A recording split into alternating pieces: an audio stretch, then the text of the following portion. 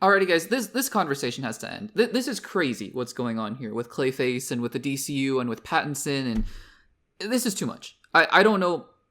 Let's just talk about it. So, okay, if you guys have been following and paying attention for a while now, there's been this really interesting debate.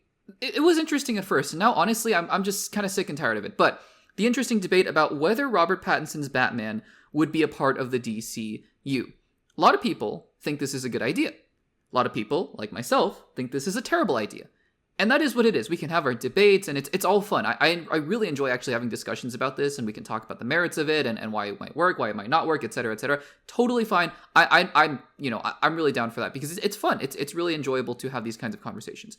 But at the end of the day, it doesn't matter what we think. It really doesn't matter what we think at all. It matters what one man thinks, and that man his name is James Gunn. The only thing that matters is whether or not James Gunn wants his Batman to be Robert Pattinson and the Matt Reeves universe Batman. And that's all well and fine. That is all well and fine. The thing about that, though, is whether or not we think it's a good idea, a bad idea, we can have those debates for the rest of time. James Gunn has said many, many, many times, Robert Pattinson is not the DCU's Batman. He has said this so many times at this point. He has debunked this, and it's not me. I mean, again, I think whether or not I think this is a good or a bad idea, you can go look at as many interviews and resources and quotes as you want. James Gunn has said repeatedly, Robert Pattinson's Batman is not the DCU Batman. That's all well and fine.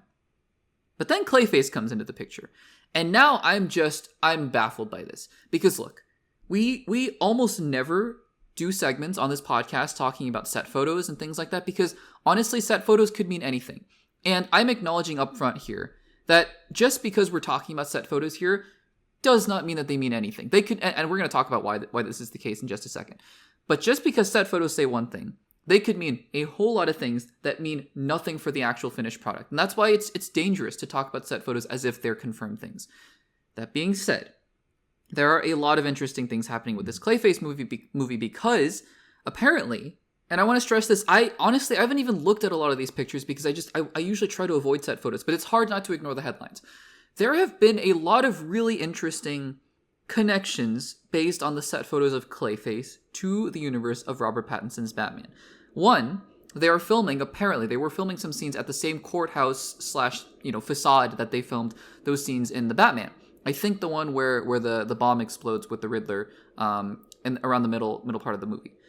The other couple things, apparently there were set photos. I haven't been able to see these myself, but apparently there were set photos that reference the fact that the drug Bliss, right, that they were talking about in the Penguin show, also has been seen on set, apparently. Okay, there's that.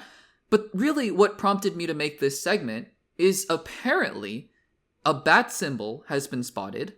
Okay, that's fine, well and good. A bat symbol has been spotted, and apparently it looks kind of similar to the one that Robert Pattinson's Batman uses.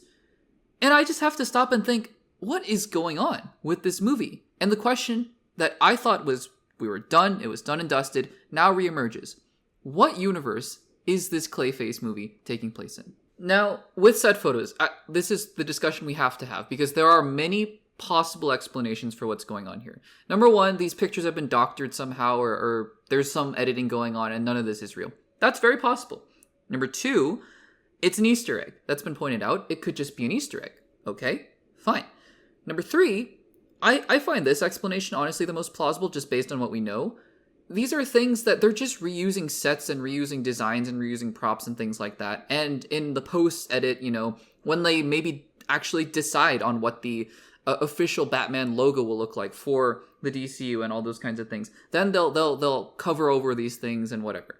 That's fine. Because, one of the things that they do, this is a little bit of inside baseball, a little bit of backstory or background into movie making, is that, when they do costume designs and costume fittings, they actually, especially for the superhero ones, they ask the actors to wear older costumes. I think Robert Pattinson wore Val Kilmer's suit, I believe, to do an initial screen test, and I think that David Cornsweet wore some of the older suits as well to do his screen test. So maybe they're just, they're not decided on what the official Batman logo looks like, but they want to put an Easter egg there, so they just stuck the Robert Pattinson one there, and they're like, we'll just cover it over with the official design in about a year when we're getting ready to do final post-production.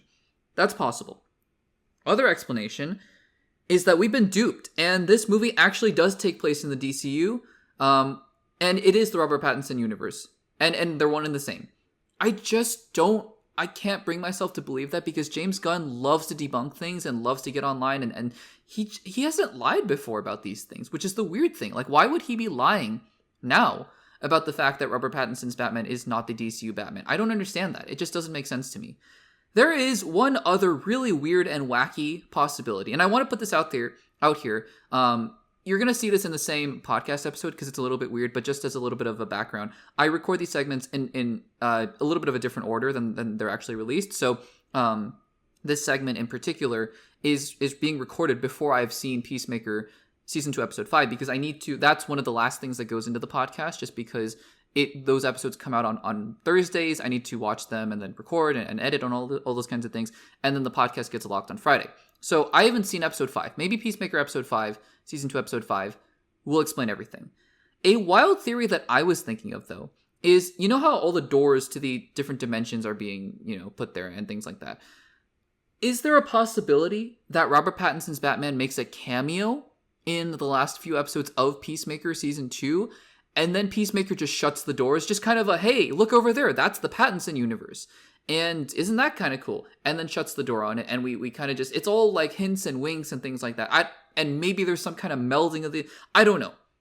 I think that's some possibility of there being an explanation of this in Peacemaker Season 2, because for some crazy reason, Peacemaker Season 2 decided to open up the multiverse again, even though we're kind of getting over the multiverse, at least I am in particular. And so that is a possibility. Look, I don't know. I think the easiest explanation for all of this is that they're just reusing sets, reusing props, and Clay, I have to take James Gunn at his word that he's saying Robert Pattinson's Batman is not going to be the DCU's Batman. Why are they doing this? I don't know. And again, like I said, there could be a whole host of other explanations. This is what happens when we look into set photos too long. I'm just saying, I wouldn't have done this otherwise, but the fact that there is a literal Batman symbol being reported to be on set makes me think. So, anyways, guys, I really don't want to reopen this can of worms because often it just leads to people name calling and pointing fingers, but I'll ask the question, what universe do you think the Clayface movie in the DCU, allegedly in the DCU, which is what James Gunn has said, what universe do you think this takes place? And let me know in the comments down below.